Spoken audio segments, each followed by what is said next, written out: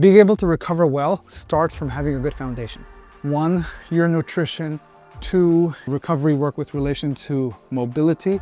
And third, and this is the last bit, is are you getting enough sleep?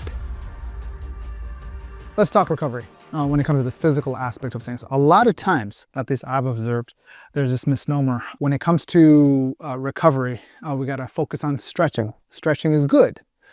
Stretching is not the only thing that facilitates recovery. And a lot of times you might hear the term mobility thrown around. Rather, when it comes to recovery, physical recovery, there's a few things that you need to kind of pay attention to. Priority number one has to do with what is known as range of motion. So our primary movers are our shoulders and our hips. Do we have the appropriate range of motion? Number two has to do with strength, your ability to push, your ability to pull, squat, deadlift, push up, pull up, bench press, shoulder press, a row, things like these are major movements that with where one looks to have strength in.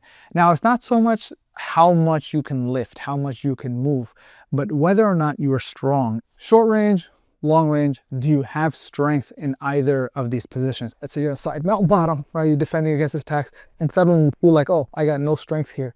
That's an issue, right? The question here is, what is resulting in your inability to have strength here? The question is, do you have strength here? Do you have strength here? Item number three, sliding surfaces, myofascial tissue.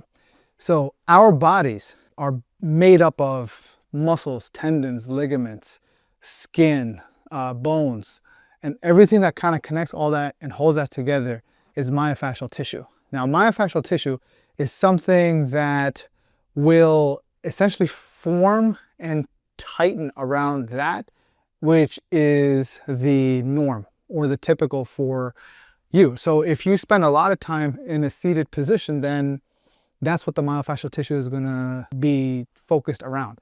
If you're mobile, you're moving, you're playing sports, that's what the myofascial tissue will maintain as your standard. The challenge though is people who are going from a sedentary lifestyle, active lifestyle, those first 7 or 8 months is where it's the most challenging. You might find that there's certain areas, especially post-workout, that tend to be sticky, where the skin is not sliding as intended. And part of that has to do with maybe dehydration, and two is the fact that you might have to ensure that your skin, bones, tendons, ligaments, everything is sliding the way it's supposed to be.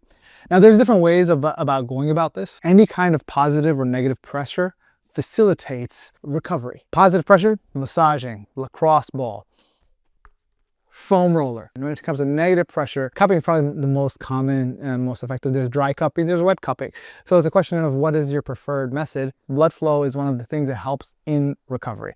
Something as simple as walking, getting on the elliptical, getting your heart rate is something that's going to facilitate recovery. So if you have a hard rolling session on one day, doing a light rolling session on another day, and this is where it's important to ensure that you do a light rolling session. You might find it difficult to do light rolling session in your home school, for example, which is where you train the most effectively. So it might be helpful for having like a secondary school that you go to, in the sense of like, I know with Gracie Baja, for example, boom, right? And so, but there's so many different Gracie Baja schools within Houston, for example. So I can just, pop into a different one. In my case, right, I got the school that my kid goes to, which is the closer school, versus my home school, which is right here in West Chase. So it's just a question of which one is the one that would allow you for a light roll as a recovery roll versus a hard roll. Pairing heavy days and light days together is important. And if for whatever reason you cannot trust yourself or your training partners to give you a light recovery day, then focus on doing something else, like getting in the elliptical, going to the gym, playing with your kids. Now, before you sit back, push them like this. Just like this. Come, Baba's gonna do it to you. Okay. You're grabbing them. You're grabbing their wrist. Okay, so now you can attack their wrist, but you're a white belt and gray belt. You're not allowed to do that. Why? Because you could break their wrist. But once you have this as a control, you can open it up, squeeze your knees, Right? That's a good way. Do these drills with your kids if you've got kids, and if they are in jiu-jitsu. If they're not in jiu-jitsu, it's a good way to recover anyway. So we talked about beginning with range of motion. Range of motion will tie itself to stretching. Common situation with folks in jiu-jitsu is their traps, right? Either because there's a lot of this happening, or there's a lot of this happening and you get into a triangle type of position as a result. So these are the things you want to pay attention to. Range of motion. Do you have strength in the short and long end of the range of motion? When you get into these positions, do you feel a stretch? There's certain ways that you can stretch that you'll find that, hey, this is where my limitations are in terms of the things that I need to address and the work that I need to do.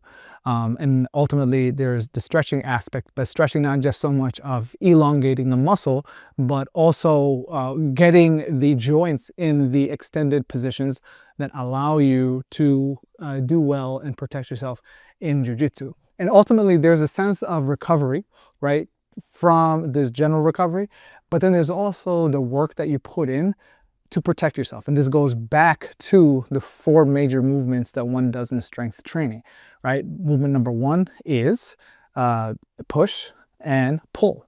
These are 1 and 2. Upper body and lower body. So push, pull, upper body, push, pull, lower body.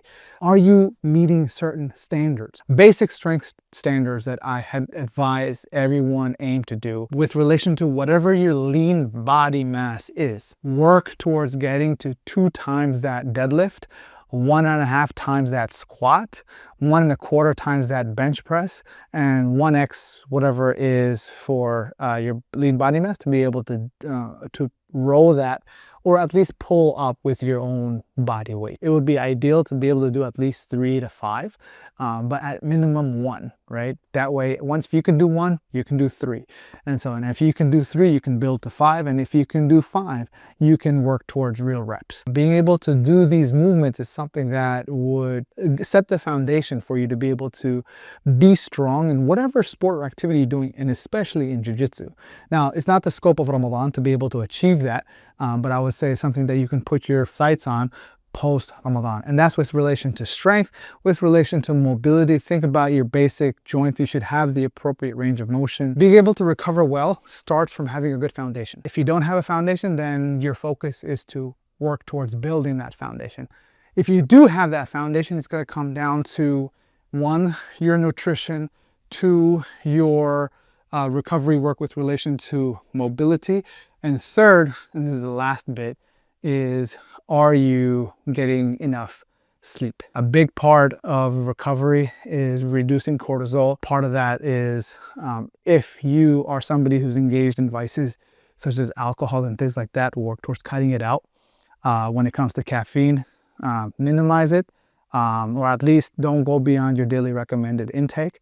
And at the same time, get the sleep that you need. Now, granted, Ramadan is a time where you're going more intense with certain things, but you still have to understand the ebb and flow of your energy.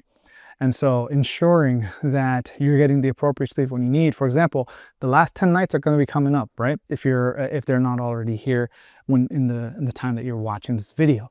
And so understand, like, one night, the odd night, you're going to be spending in worship. You're going to be staying up all night. And then the other night, you're going to be recovering so you can prepare for the next night. So there's an ebb and flow, but understand that you still need to put in the time to sleep. Your body has a right over you, so ensure that you give it its right, but at the same time, be mindful of the season of the year that it is and the focus and the intensity that you're intentionally putting in, and you're doing it for the right reasons.